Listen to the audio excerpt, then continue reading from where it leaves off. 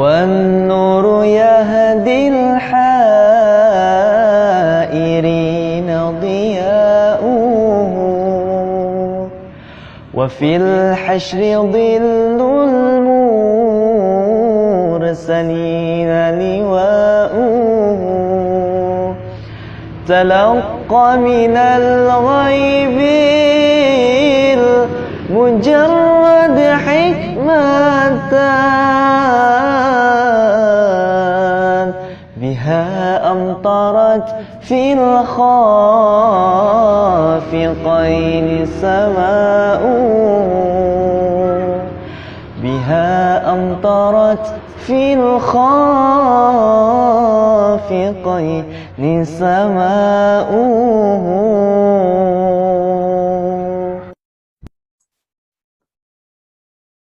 Bismillahirrahmanirrahim. Assalamualaikum warahmatullahi wabarakatuh.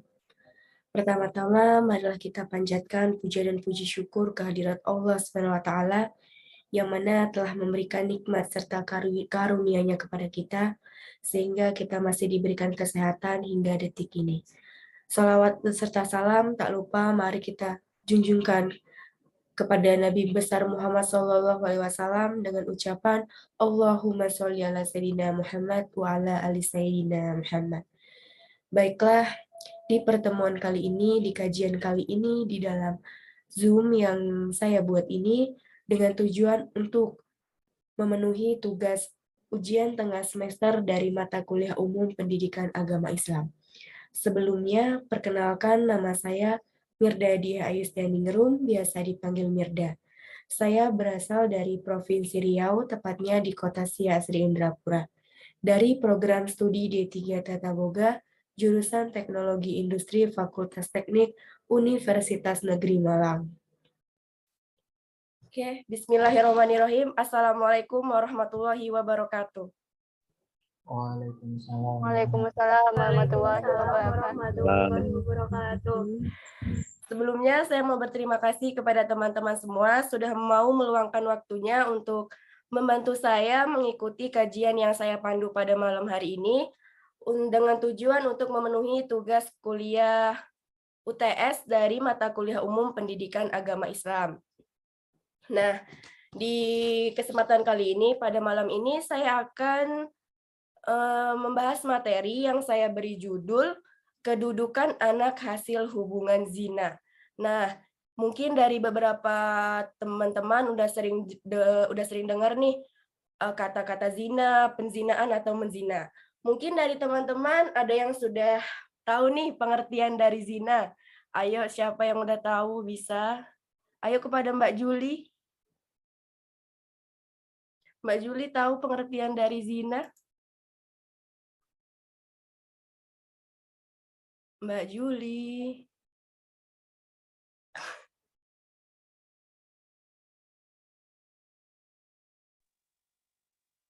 Saya, Kak. Oh, oke, Okta, boleh Okta, boleh. Silahkan.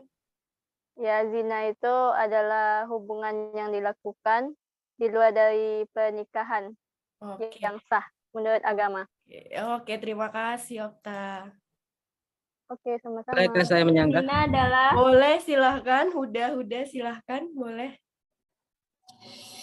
Ya, sebenarnya memang ya, tapi kan zina itu dalam Islam merupakan kayak perbuatan terlarang yang mendapatkan balasan yang pedih dari Allah. Jadi itu perbuatan yang tidak disukai oleh Allah. Nah, menurut kamu sendiri nih, zina itu apa hanya dilakukan oleh hubungan intim atau persetubuhan atau bisa dilakukan dari kegiatan-kegiatan yang lainnya? Banyak contohnya, seperti kalau zina itu kayak dari mata gitu juga, kita melihat seseorang perempuan yang bukan muridnya itu termasuk zina. Contohnya zina mata. Oke. Kalau yang lainnya gitu ya banyak diberikan. Kayak kita pacaran itu sebenarnya zina. Oke, terima kasih udah. Ini PPT aku udah kelihatan belum? Udah. Nah, kedudukan anak hasil hubungan zina. Hah, belum? Itu jelek. Udah. Oh, udah. Oke. Bagus. Apa sih? Belum. Jaringannya mungkin Oh, jelek di jaringnya itu sana. jaringannya si Timi itu. Oke, Udah, aku Bu, lanjut udah, Bu. ya. Kedudukan anak hasil hubungan zina. Nah, apa sih itu zina?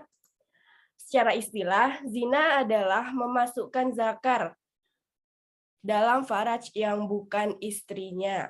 Secara umum, zina adalah perbuatan persetubuhan antara laki-laki dan wanita yang tidak terkait hubungan pernikahan atau belum muhrim.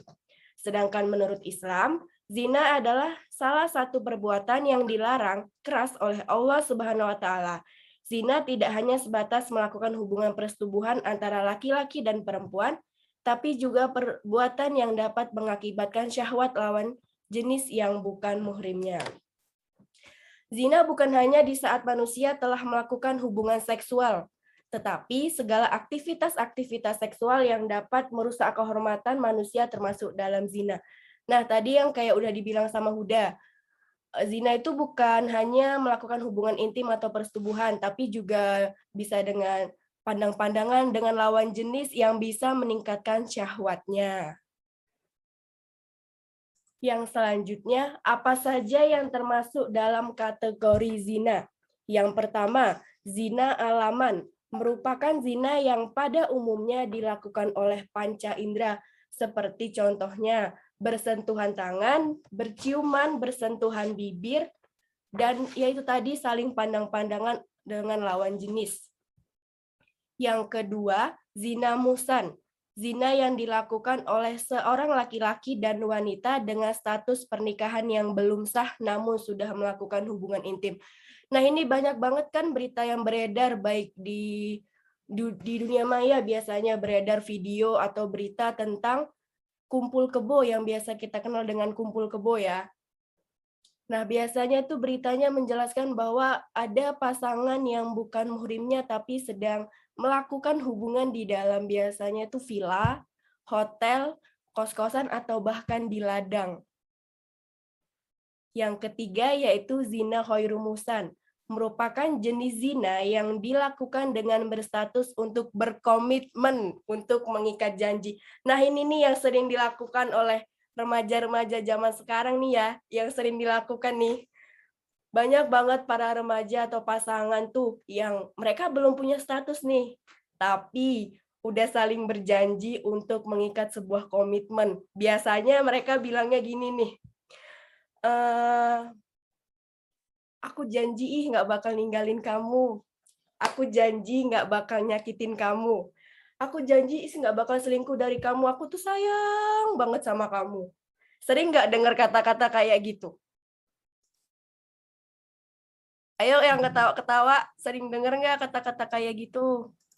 Sering dong, setiap hari. Tuh kan, Tapi di buat TV. Mbak Nisa dibuat harap bersabar ya, hubungan yang kemarin memang nggak patut diperjuangkan. Iya, Mir, kan itu dosa. Iya, betul sekali.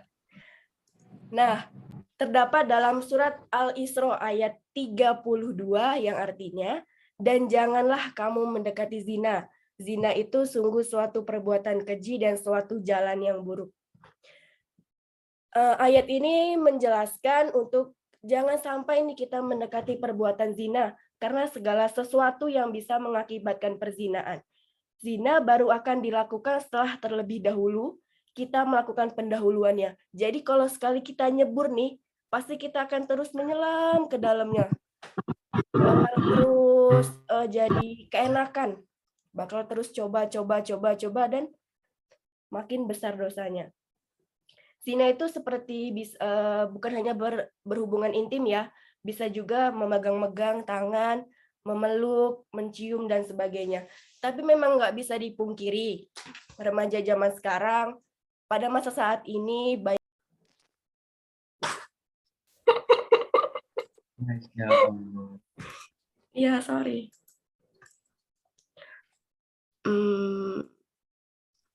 Nah, Izin off-cam ya, jaringannya gak bagus. iya, enggak apa-apa. Lanjut ya. Ini udah masuk semua belum? Udah lah, nggak apa-apa. Nah, lanjut. Tadi kita udah ngomongin kan tentang zina. Zina itu bukan hanya tentang berhubungan intim atau berhubungan persetubuhan, namun juga bisa dilakukan seperti berciuman, berpegangan tangan, memeluk, saling pandang-pandangan. Nah, dijelaskan dalam surat Al-Isra ayat 32 yang artinya, dan janganlah kamu mendekati zina. Zina itu sungguh suatu perbuatan keji dan suatu jalan yang buruk. Ayat tersebut melarang kita untuk mendekati perbuatan zina, yaitu segala sesuatu yang bisa mengakibatkan perzinaan. Zina baru akan dilakukan setelah terlebih dahulu melakukan pendahuluannya. Bisa dibilang kalau kita udah sekali nyebur, berarti kita terus akan mendalaminya. Zina merupakan perbuatan yang terkutuk, maka Islam memberikan sanksi hukuman yang berat kepada masing-masing pelakunya. Yang selanjutnya, beberapa akibat negatif dari zina. Nah, ada nih beberapa akibat negatif dari perbuatan zina. Yang pertama, zina dapat menghilangkan nasab seorang anak. Yang kedua, zina dapat menyebabkan penularan penyakit berbahaya. Seperti yang mungkin kita udah pernah dengar ya, apa itu penyakit HIV. Yang ketiga yaitu, zina dapat menghancurkan keutuhan rumah tangga. Dan yang keempat, zina hanya kesenangan atau hubungan sementara, tetapi memiliki siksa yang pedih. Yang selanjutnya, hubungan seks di luar nikah. Nah, dalam pasal 272 KUH Perdata dijelaskan bahwa setiap anak yang dilahirkan di luar nikah, baik gadis dan jejaka, dapat diakui, dapat disahkan, kecuali anak-anak yang dibenihkan dari hasil zina atau anak sumbang.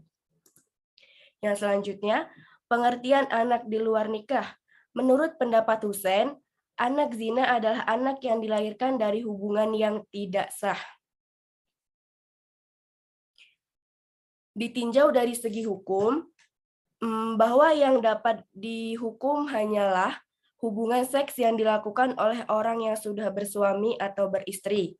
Sedangkan mereka yang dari kalangan gadis atau jejaka tidak dikenai hukuman pidana. Tapi ingat, walaupun kita sebagai remaja jika melakukan seks bebas tidak akan dihukum pidana, tapi jangan sekali-sekali kita mencoba atau melakukan hubungan seks, jangan sampai, karena sekali kita melakukannya maka kita akan bisa dibilang kecanduan dan akibatnya akan fatal, bisa merusak masa depan kita dan juga bisa menjerumuskan kita ke api neraka.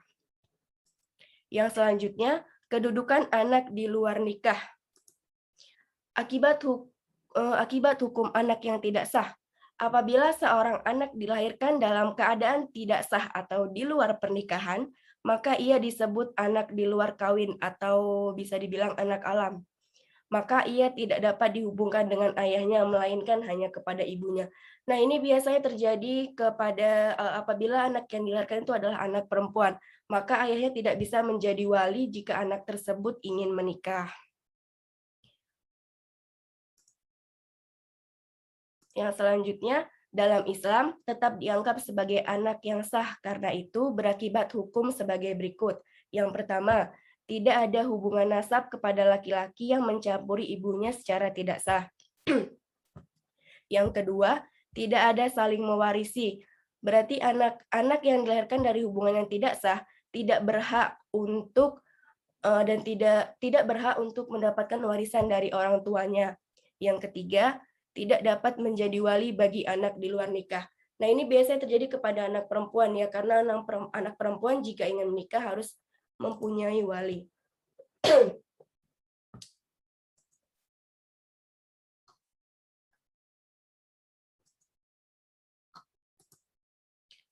Nah, berbeda dengan anak yang dilahirkan dari hubungan yang sah. Mereka berhak untuk mendapatkan pendidikan, mendapatkan bimbingan, mendapatkan nafkah dan biaya hidup selama dia belum bisa mencari nafkah sendiri. Jadi selama dia belum bisa mencari nafkah sendiri, dia berhak untuk mendapatkan nafkah dari kedua orang tuanya jika dia dilahirkan dari hubungan yang sah. Nah, Orang-orang di sekitarmu dan teman-temanmu akan membawa pengaruh pada karaktermu. Maka jangan bergaul dengan mereka yang akan menuntunmu kepada perbuatan dosa, karena itu akan membentuk dirimu.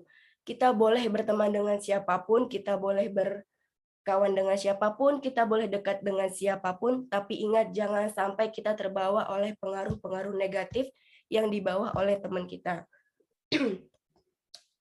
Kamu berbuat dosa, Allah akan mengampuninya. Kamu khawatir, Allah yang memegang kendali. Kamu merasa sendirian, Allah selalu bersamamu.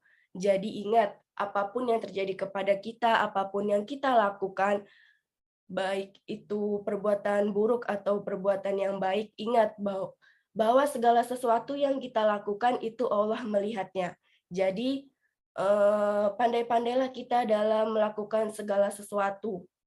Tapi ya, memang nggak bisa dipungkiri, pada masa saat ini, banyak sekali, termasuk saya ataupun para teman-teman semua, mungkin kita merasa kita nggak melakukan zina. Memang kita nggak melakukan hubungan intim atau bersetubuh dengan lawan jenis. Tetapi memang nggak bisa dipungkiri, baik saya maupun teman-teman semua, pasti tanpa kita sadari kita telah melakukan zina, seperti contohnya berpegangan tangan, saling pandang-pandangan, atau bahkan berciuman, atau bahkan berpelukan. Nah, jadi jangan sampai kita melewati batas wajar ya, menurut kita. Karena mungkin kalau hubungan intim atau persetubuhan itu banyak dilakukan oleh remaja-remaja di luar negeri sana, tetapi tidak dengan di Indonesia dan tidak dengan agama Islam. Baik, cukup sekian materi yang dapat saya sampaikan. Apakah dari teman-teman ada yang ingin dipertanyakan?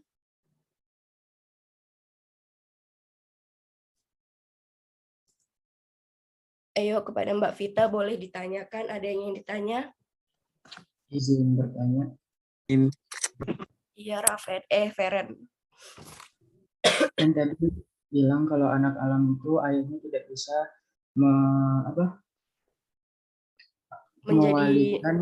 menjadi wali untuk anak yang nikah. Iya. Nah, yang menggantikan wali itu siapa? Biasa kan kalau anak yang dilahirkan dari hubungan yang tidak sah itu, atau anak alam tadi yang kamu tanyakan kan, dia hanya bisa bernasab kepada ibunya. Jadi bisa diwalikan dengan seperti adik dari ibunya, atau abang dari ibunya, atau paman dari ibunya. Seperti itu. Terima kasih untuk jawabannya. Sama-sama. Ayo, ada lagi. Vita, boleh Vita.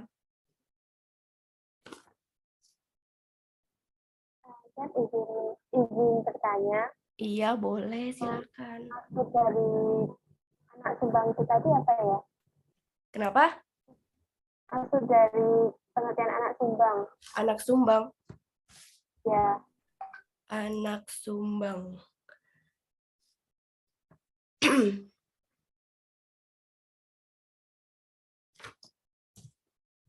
Anak sumbang itu adalah anak yang lahir dan hubungan dari hubungan antara laki-laki dan wanita yang dilarang kawin antara keduanya, atau bisa disebut melanggar darah. Jadi misalnya kayak apa ya? Pokoknya yang melanggar darah lah, kalau misalnya kamu nikah sama abang kamu sendiri, nah itu melanggar darah namanya. Gimana Vita? Oke, sama-sama. Apa ada yang ingin dipertanyakan lagi?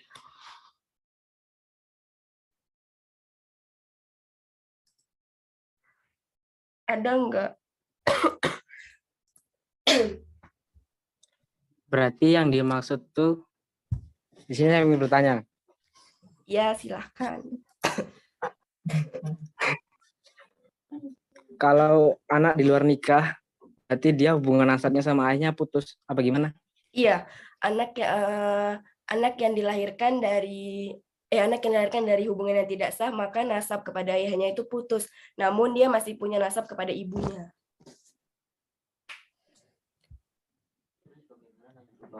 Terus bagaimana nasib ke bawahnya itu kalau dia dengan ayahnya dia putus? Kan seseorang anak itu nasabnya dari ayahnya. Nah, makanya itu kalau dalam Islam masih bisa dianggap sebagai anak yang sah, namun nasabnya kepada ayahnya itu sudah hilang. Jadi nasabnya itu hanya kepada ibunya. Jadi kalau misalnya dia mau menikah, anak perempuan ini ya, kalau dia udah mau menikah nih, bisa digantikan oleh misalnya oleh adik ibunya atau dari abang ibunya gitu, atau paman dari ibunya. Jadi kalau ketika nikah, Apa? Kenapa Huda? ketika menikah kan, nanti itu yang menjadi kayak Apa?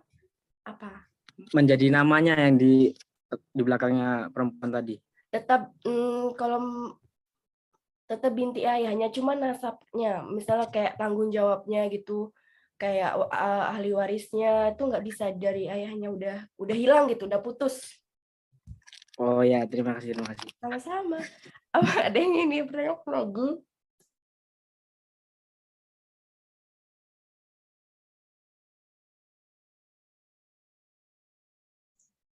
Permisi, izin bertanya. Iya, Endina, Mas Ardi, silakan.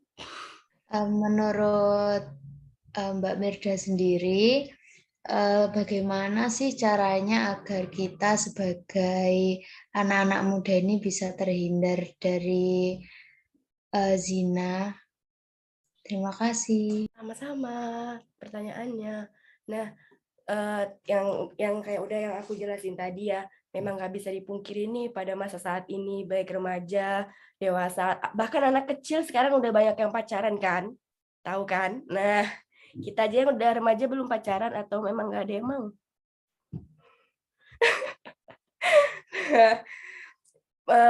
Kalau menurut saya nih, bagaimana sih caranya? Yang pertama nih, kita harus menanamkan pada diri kita sendiri. Kita ingat-ingat nih pengertian dari zina, terus apa akibat negatifnya, apa hukumannya nanti di akhirat. Itu hal yang pertama yang harus kita lakukan kalau kita ingin menghindar atau meninggalkan perbuatan zina. Namun balik lagi nggak bisa dipungkiri bahwa kayak syahwat, nafsu, ataupun lingkungan pertemanan kita memang pada masa saat ini sulit untuk dijauhkan dari perbuatan zina kecil seperti berpegangan, saling pandang-pandangan, atau bahkan berpelukan. Jadi tergantung dari kita sendirinya ya kan? Ya, tergantung dari kita sendiri nih. Kita mau ke jalan yang zina atau yang baik nih. Seperti itu. Iya.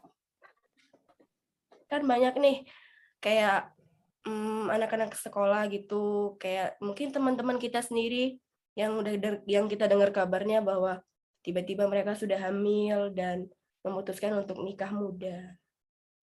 Itu kan pilihan mereka sendiri berarti. Mereka berani berbuat, mereka berani bertanggung jawab. Seperti itu, gimana? Apakah ada yang dipertanyakan lagi?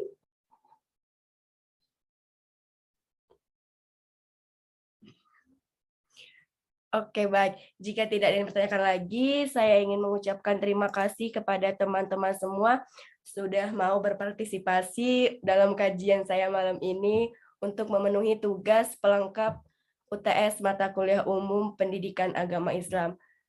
Sekali lagi saya ucapkan terima kasih. Wassalamualaikum warahmatullahi wabarakatuh. Waalaikumsalam warahmatullahi wabarakatuh.